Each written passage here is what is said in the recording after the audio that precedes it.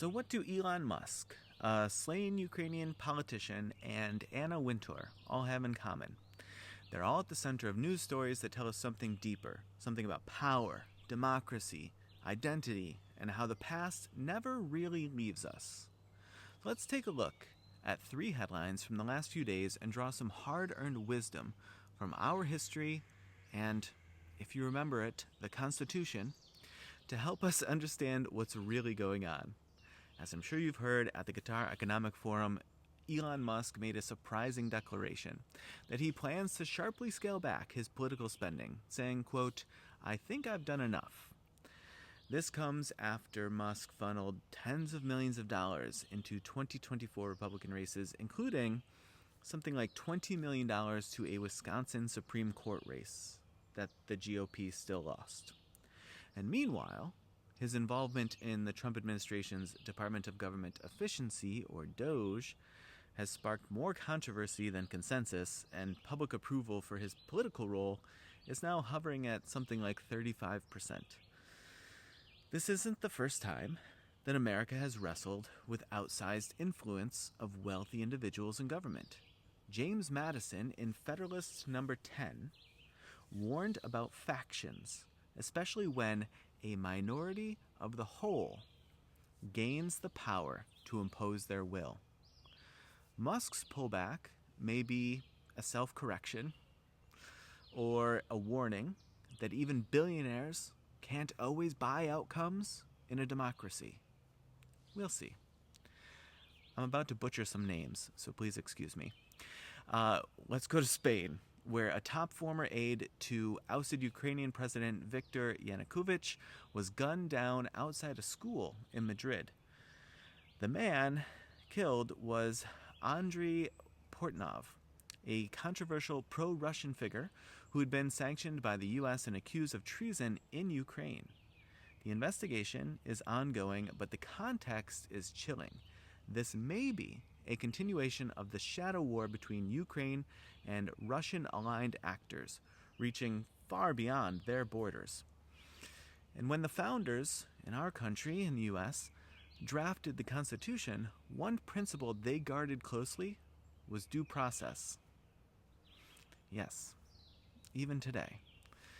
And even in times of war or treason, they thought that justice must be carried out by legal means, not political hit jobs.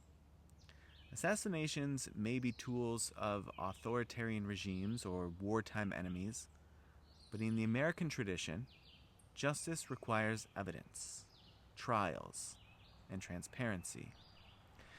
The contrast here is stark and certainly sobering.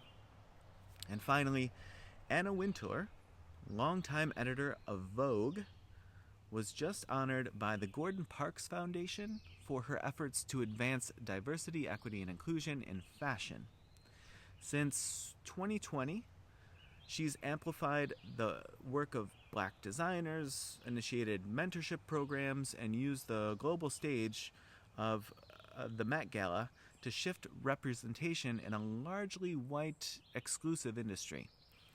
But her recognition comes at a politically tense moment when the Trump administration's Project 2025 initiative has been systematically rolling back DEI efforts across government agencies, calling into question whether America is retreating from progress made over the past decade.